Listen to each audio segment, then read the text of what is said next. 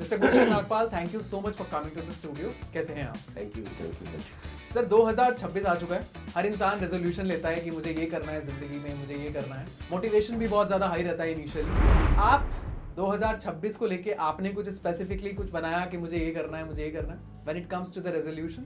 नहीं, मेरा किसी पर्टिकुलर साल के लिए कोई रिजोल्यूशन नहीं है। मैं तो अपने रिजोल्यूशन जो है मेरी पूरी लाइफ के है। वाओ, तो यानी कि पूरी जिंदगी के लिए ही आपने सेट पैटर्न्स बना दिए कि मुझे ये करना है। Mister Nagpal, the problem is कि आज की जो युवा है, आज की जो जनरेशन है, जिसको जेनजी जनरेशन भी कहते हैं, उसके लिए मोटिवेशन बहुत अलग है।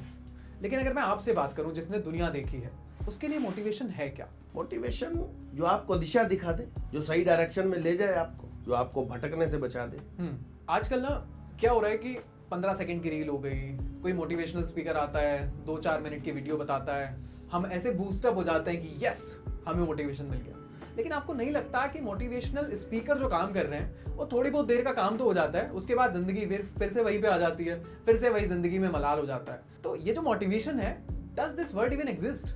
देखिए, मोटिवेशन जो है वो एक चिंगारी है, लेकिन सक्सेस के लिए चाहिए आग। तो मोटिवेशन की चिंगारी को जैसे प्रोसेस होता है ना उसे आग में बदलने का, उस पर बहुत सारी इनफ्लेमेबल चीजें डालनी पड़ती हैं। एग्जैक्टली। तो इसी तरह सक्सेस के भी प्रोसेस को फॉलो करना पड़ता है। आपकी विल पावर है, जुनून है, जोश है, तलब है, आपको कितना एडिक्शन है सक्सेस का, ठीक है। वो जब तक उस प्रोसेस को फॉलो नहीं करोगे तो ये भी क्योंकि आग है, तो आग से ही सक्सेस संभव है।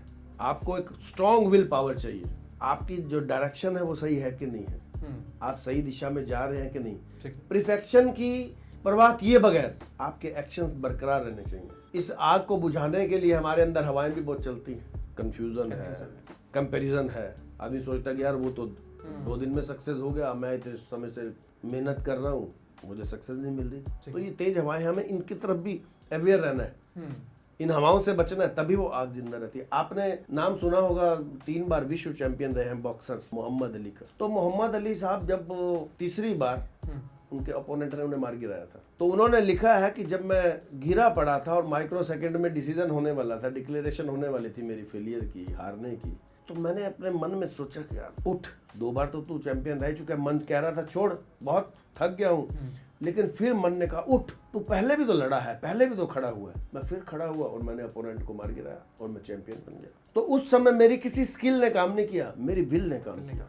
तो इस विल को जिंदा रखेंगे, मोटिवेशन तभी काम करेगा। इस विल से ही आग बनी रहती है, और आग चाहिए सक्सेस के लिए। चिंगारी से काम नहीं चलेगा, आग चाहिए। मिस्टर नागपाल, सवाल ये है कि इंसान को जब फेलियर दिखती है, कई बार इंसान निराश हो जाता है, थक जाता है।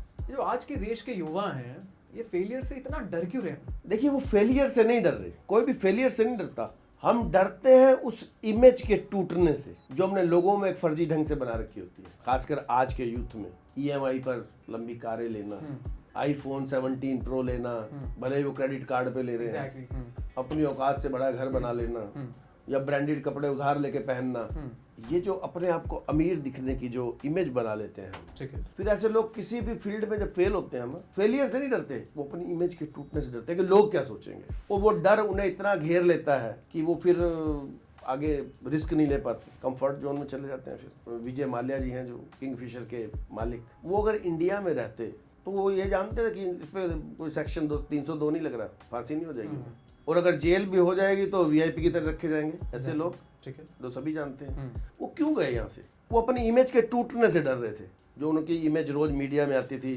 शबाब और शराब के साथ उनकी रोज फोटोज आती थी, या उन्होंने खुद सोशल मीडिया पे बिल्टअप कर रखी थी, तो उस इमेज के टूटने के डर की वजह से कि यार लोग अब यहाँ क्या सोचेंगे।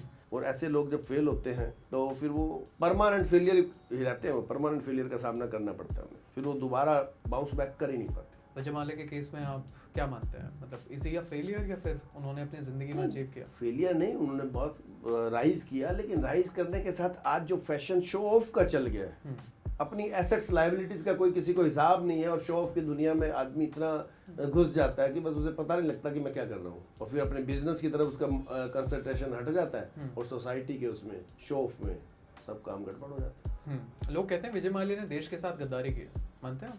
गद्दारी या ये जब हमारे इंडियन बैंक्स को इतना बड़े धोखाधड़ी का वो देके गए हैं। ठीक है। 17,000 करोड़ की लायबिलिटी थी उन पे, उनके अपने दावे हैं कि 14,000 करोड़ उनके रिकवर हो चुके हैं, कुछ हो गया, ठीक है। लेकिन पब्लिक मनी का तो उन्होंने मिसयूज किया ही है ना। एग्जैक्टली, ठीक है।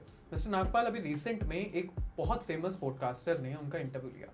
उस पॉडकास्ट में जब वो पॉडकास्ट रिलीज हुआ तो लोगों ने जब वो देखा तो प्रतिक्रियाएं दी। कमेंट्स में there were so many people जिसमें लोगों ने विजय माल्या की तारीफ करी और उसको मोटिवेशनल कोच की तरह कंपेयर किया। जिस इंसान ने देश के साथ इतनी गद्दारी की हो, इतने पैसे हड़पे हों, उस देश को, इस देश के युवा मोटिवेशनल स्पीकर कह रहे हैं। 4 कमेंट्स तो आप अपने आप किसी से करवा दें, उस कमेंट से हमें एज ए होल देखना है। कमेंट्स तो कोई पैरामीटर नहीं होना चाहिए ना आपकी सक्सेस का।